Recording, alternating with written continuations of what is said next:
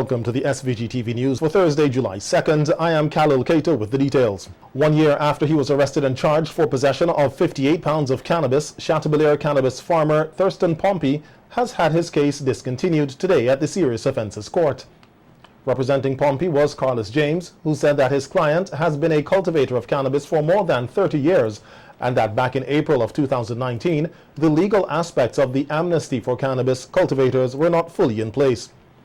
James said, though it took a while to be heard, he was confident they had a strong case and was not surprised it was discontinued. Incidentally, he was found in possession of the cannabis which he was growing on farmlands. And by and large, because at the time when he was arrested, the laws were not necessarily in place to protect him as a traditional cultivators. At the time, however, he operated, in my mind, under a cannabis scientific research license, more or less given to the CRC in relation to planting and growing and testing for research purposes only.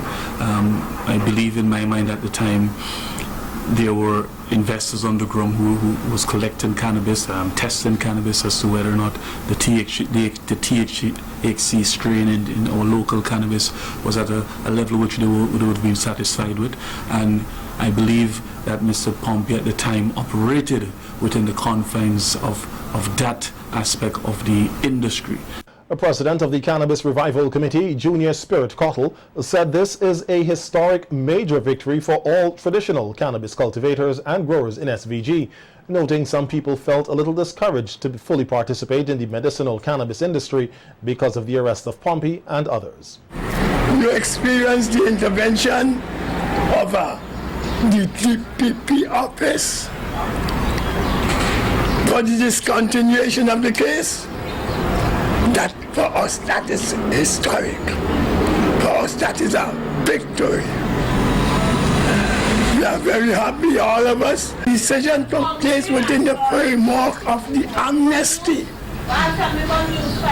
So I hope it's going to encourage more people to, as Thurston said, come from the mountains, plant some good ganja, plant some food so we could ensure our own food security. An elated Pompey told SVG-TV News that his life can now return to normal, as the past year has been a stressful one for him, with the uncertainty of the case hanging over his head. Every time I come court and he put off and he put off, and I go back home and I explain to people put off, people say, nah, this thing ain't right. Plus governmental lies. After I spend so much time going to tell people come down out to the mountain, nah, they fool you, you're a fool, don't listen to them. And I used to have a pressure on my mind. They used to just, because I was somebody to myself, wait, like, the man going to jail my intro because when I go in the courtroom, when they behave with me, like, but still I have the faith, good people come let them mold me and say, man, I have the faith. I speak to Gerard many times. They tell me to Carlos and they have the faith.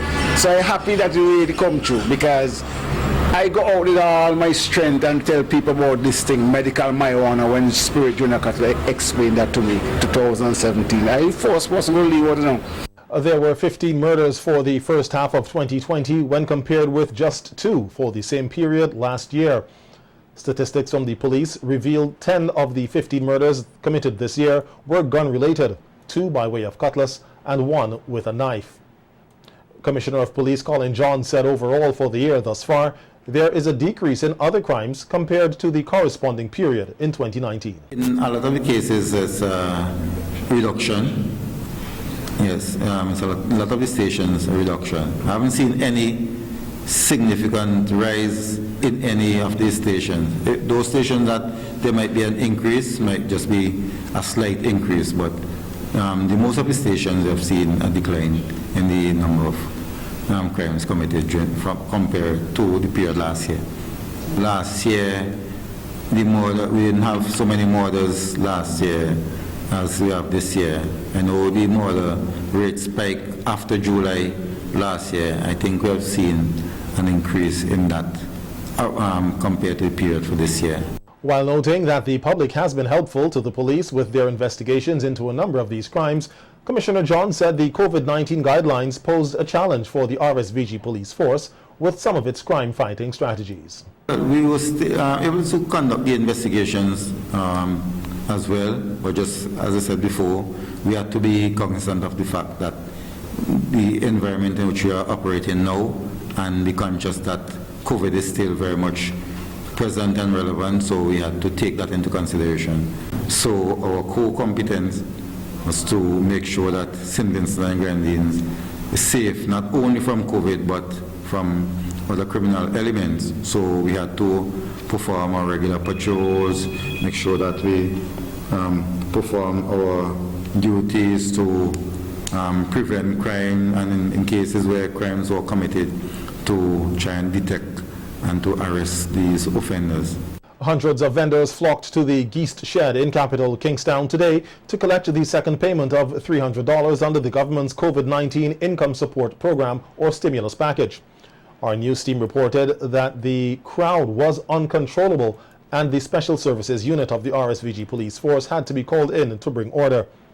Some of the recipients of the Income Support Program said they are happy for the assistance, but that the process of payments should be more organized. I here about 3 hours ago and cannot get in. I was right up by the door, I squeezed my way in, and as I reached there, the police just come and rearrange the whole thing, so I'm right back in the tail end. Money is sharing and the rush is going on. I think Vincent can have this way of rushing, and it's a very bad idea. They never like to do things in order. Now, they wait until the police come to do what the police say, and when we have a body of people who line up here, we should have known that. Now they jam the door, who going in can't get to go in, who come out cannot get to come out, just because of a $300. Yeah, we don't know how to organize them, because see the barricade is here. Before you start to pay this morning, you should take 3 or 4 of the long barricades in the Victoria Park and put it here first, because you only 3 lines you want, right? They pay you from the alphabet, from A to D, you know, they got the alphabet right down. But you see, this morning I come here, a lot of people in front here, rushing the old people down.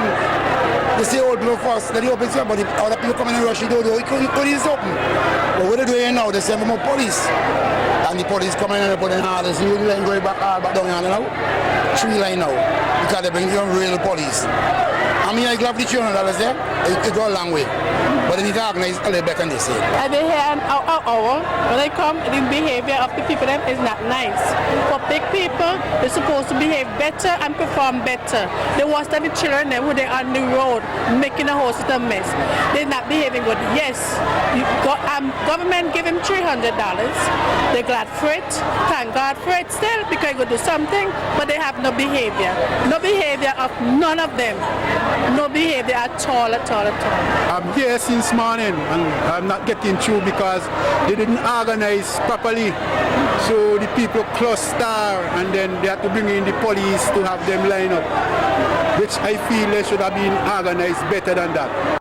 Heads of government of the Caribbean community, CARICOM, will host a special conference tomorrow, which will see Barbados Prime Minister Mia Amor Motley handing over the chairmanship of the 15-member regional grouping to this country's Prime Minister, Dr. Ralph Gonsalves.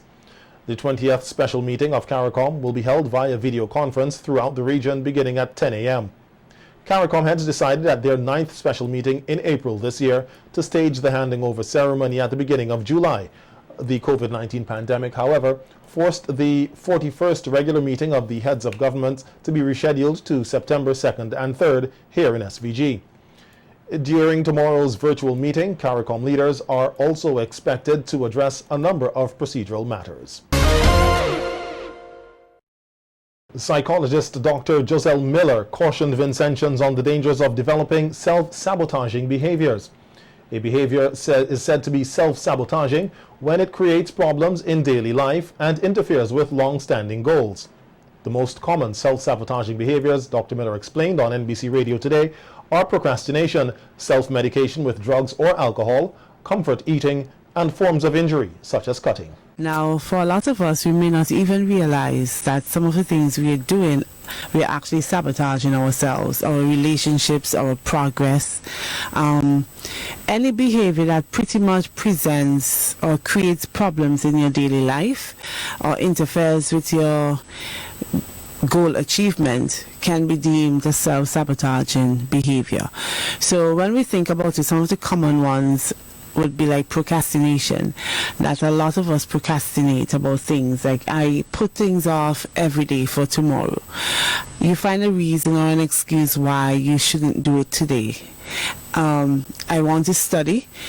Oh, next year is better than this year. I want to have a baby. I want to get married. Everything, we keep putting it off because we're thinking a better time is coming, and we're actually robbing ourselves of that experience.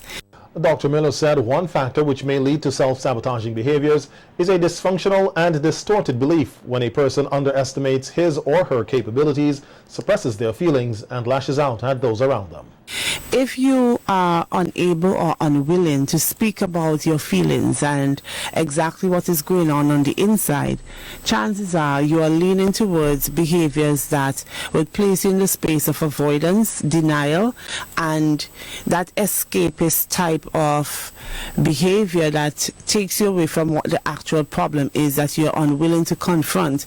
You may be leaning towards self-sabotaging behaviors because now you have to find something that soothes the pain as opposed to actually deal with it in terms of fixing it. So think about your life now. Think about different things that you have been putting off. How have you been dealing with those things? How have you been responding to the inner voice that, sometimes you try to turn a deaf ear to? A local director of the U.S. Peace Corps, Cuthbert James, said that he would like to see music taught in more schools across SVG. James was at the time delivering the feature address for the official enrollment ceremony for the third cohorts of the police band apprenticeship program. Almost universal interest, many schools are now having to do away with music for various reasons. All the musical education programs, most of them, are non-existent in some of our schools today. And I think that's where you have a problem, Mr. Miller. I think this is a big mistake, and schools are really losing out on an enjoyable subject, and it's a subject that can enrich students in various ways. Here's why. James highlighted the importance of music and having it taught in all schools. Develop language and reasoning. Individuals who have early musical training will develop the areas of the brain related to language and reasoning. When performing with sheet music, student musicians are constantly using their memory to perform. The skill of memorization can serve persons well in education, life skills, and beyond. Individuals who practice with musical instruments can improve their hand-eye coordination, just like playing sports. Individuals can also improve their motor skills when playing music. Learning to play pieces of music on a new instrument can be a challenging but achievable goal. Students who master even the smallest goal in music will be able to feel proud of their achievement. The Peace Corps director said music can also help to engender discipline in the youth and can help to steer them away from crime. Music is the fabric of our society, and music can shape abilities and character. Students in a band or orchestra are less likely to abuse substances over their lifetime. Musical education can greatly contribute to persons' intellectual development as well. And here's an important piece. Many musical education programs require teamwork as part of a band or orchestra. In these groups, students will learn how to work together and build camaraderie. Very, very important. Teamwork. There's hardly any space for you to perform as an individual when you're performing in a band.